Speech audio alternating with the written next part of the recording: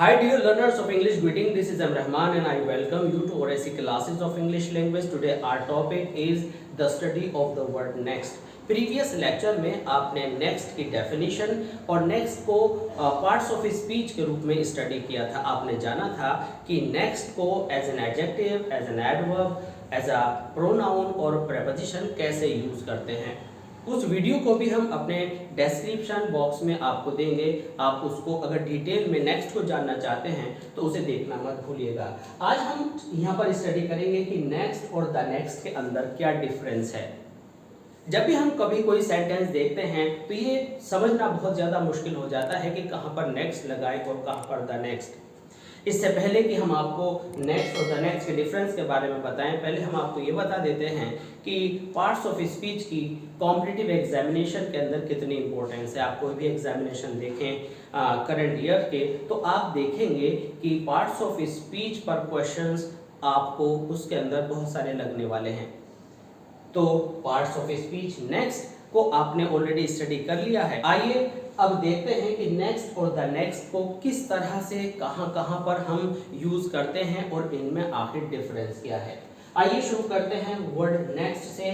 Next का मतलब जिसके अंदर न तो कोई आपका आर्टिकल आया हुआ है और न ही आपका कोई प्रेपोजिशन आया हुआ है। ये दोनों बातें आप समझ लें, यानी नेक्स्ट को आपने one word, only word next के रूप में यूज करना है जहां ना कोई द है, कोई आर्टिकल है और ना ही कोई प्रेपोजिशन है।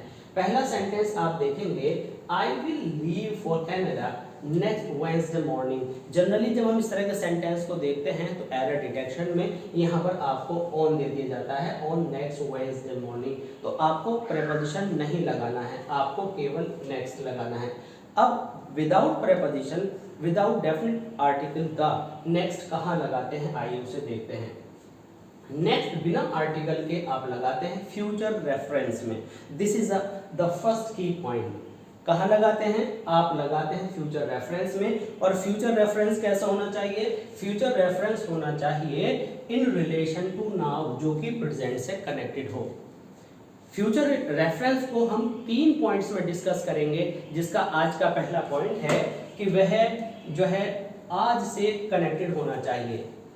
फॉर एग्जाम्पल आपने देखा कि I will leave for Canada, it means कि मैं आज यहाँ पर खड़ा हूँ, मैं अपनी प्लानिंग बता रहा हूँ कि मैं कनाडा के लिए चलूँगा नेक्स्ट वेडनेसडे मॉर्निंग को। तो आज खड़ा हूँ, कल की प्लानिंग है, ये आज से रिलेटेड है और कनाडा जाना मेरा नेक्स्ट स्टेप है। तो यहाँ पर आपने नेक्स्ट लगाना है, द नेक्स्ट नहीं लगाना है और ना ही इस नेक्स्ट से पहले कोई प्रेपोजिशन लगानी है। Let's see the second example, are you seeing me next month. मान लीजिए आप भी खड़े हुए हैं, हम भी खड़े हुए हैं और कन्वर्सेशन जारी है। तो हमने सवाल किया कि आप जो है हमें नेक्स्ट मंथ मिलने के लिए क्या आ रहे हैं। तो आर यू सीइंग मी, तो ये देखने में कंटिन्यूअस नजर आता है बट एक्चुअली अपने आप में फ्यूचर बेस्ड सेंटेंस है। तो आप कहेंगे कि क्या नेक्स्ट मंथ मिलने आ रहे हैं, तो यहाँ भी द नहीं लगा है, यहाँ भी कोई ऑन जैसा प्रेपोजिशन नहीं लगा है। तो इस तरह से आपकी जो कन्वर्सेशन है जो प्रेजेंट में चल रही है ये कनेक्ट हो गई फ्यूचर से। और फ्यूचर कैसा है, future in relation to now. Okay, अब यहाँ पर दूसरा इंपॉर्टेंट पॉइंट है कि हम नेक्स्ट से पहले द उस समय लगाते हैं, नेक्स्ट से पहले द हम उस समय लगाते हैं जब आपका फ्यूचर ड्यूरेशन दिखाई दे रहा हो। देखिए नेक्स्ट वेडनेसडे मॉर्निंग हम कनाडा जाएंगे या कहीं भी जाएंगे तो वो नए सिरे से बिगिन होगा, वो ड्यूरेशन नहीं है। अब यहाँ पर हमें समझना है कि ड्यूरेशन से मतलब क्या है। Now let's see this example, he will complete his project in the next few weeks. तो हम यहाँ पर देख रहे हैं कि जो प्रोजेक्ट चल रहा है नेक्स्ट फ्यू वीक्स में वो पूरा हो जाएगा। It means it will continue and it will take 2 day, 3 day, 1 week, 2 week, 3 weeks in this way he complete his project in the next few weeks. तो ये ड्यूरेशन चल रहा है और फ्यूचर से रिलेटेड है। तो फ्यूचर से रिलेटेड आया ड्यूरेशन, तो उसके अंदर आपने द नेक्स्ट लगाना है। जबकि यहाँ इस एग्जाम्पल में आप देखेंगे कनाडा वाले एग्जाम्पल में कि next morning he will leave, वह चला जाएगा कनाडा के लिए, वो कोई ड्यूरेशन नहीं है। आइए इस ड्यूरेशन को यहाँ पर दोबारा समझते हैं। दे will be home the next 2 weeks. इसका क्या हिंदी निकला? इसका ट्रांसलेशन ये हुआ कि अगले 2 हफ्तों में वह कहाँ रहेगा? अगले 2 हफ्तों में वह अपने घर पर रहेगा। क्या ही विल, सॉरी, रहेंगे। दे will be home the next 2 weeks. It means फिर ड्यूरेशन आ गया कि घर पर स्टे करने का जो वहां पर ड्यूरेशन है वह कितना है? वह है आपका 2 वीक्स। तो इस ड्यूरेशन में आपने क्या करना है? स्टे करना है। किनको करना है? They will be home the next 2 weeks. Then they are going back to London. तो यहाँ पर आया अगला फर्दर वर्क। उससे पहले आपने स्टे करना है और ये किस में आया? ड्यूरेशन में। तो 2 वीक्स का स्टे हुआ तो आपने लिखा द नेक्स्ट 2 वीक्स। जबकि यहाँ पर आपने लिखा था कि मैं आपसे मिलने आ रहा हूँ नेक्स्ट मंथ। आऊँगा, कितने दिन वहाँ रहूँगा वो एक अलग ड्यूरेशन है, लेकिन यहाँ पर सीधे सीधे से 2 वीक्स का ड्यूरेशन चमक रहा है, फ्यूचर से रिलेटेड है, तो आपने द नेक्स्ट लगाना है। इसके बाद time not in relation to now, यानी टाइम अब रिलेशन में नहीं है। एक बार फिर समझ लीजिए कि आज हम यहाँ पर खड़े हैं, हम कोई वर्क करने वाले हैं, उसके बाद फिर एक और वर्क करेंगे। जो तीसरा हमारा प्लान है वो आज से रिलेटेड नहीं, वो फ्यूचर से स्टार्ट होगा। तो इसका मतलब हुआ कि वो फ्यूचर का जो एक्शन है वो प्रेजेंट से रिलेटेड नहीं है, उसका रिलेशन प्रेजेंट से नहीं है। जैसे कि किसी की हॉलीडे हो गई है तो प्लानिंग है कि पहली हॉलीडे वो दिल्ली में पास करेगा, उसके बाद का जो फ्यूचर आएगा, फर्दर टाइम आएगा, उसमें वह कुछ और करेगा, तो वहां पर आप द नेक्स्ट लगाएंगे, क्योंकि फ्यूचर आफ्टर फ्यूचर वो प्रेजेंट से कनेक्ट नहीं रहा। आपके पास 3 बातें हैं, आप आज बात कर रहे हैं। आपने एक फ्यूचर का प्लान बताया, फिर एक फर्दर प्लान बताया, जो थर्ड प्लान है आपका, जो उस समय बात कर रहे हैं जब आप फाइनली कुछ करेंगे, तो वह हुआ आपके पहले फ्यूचर से रिलेटेड, वो करंट बात करने के समय से कनेक्ट नहीं हुआ, इसलिए वहां पर द नेक्स्ट लगेगा। समझ सकते हैं एक बार फिर? He is going to pass his first holiday in Delhi, और फर्स्ट हॉलीडे आपका फ्यूचर है। फिर इसके बाद आगे बात की गई, the next day he will leave for his native town, और उस फ्यूचर के बाद जो उसका नेक्स्ट प्लान होगा वो नेटिव टाउन के लिए जाने का होगा, तो नेटिव टाउन हो जाएगा। ओके, तो इस तरह के केस में आप द नेक्स्ट लगाते हैं।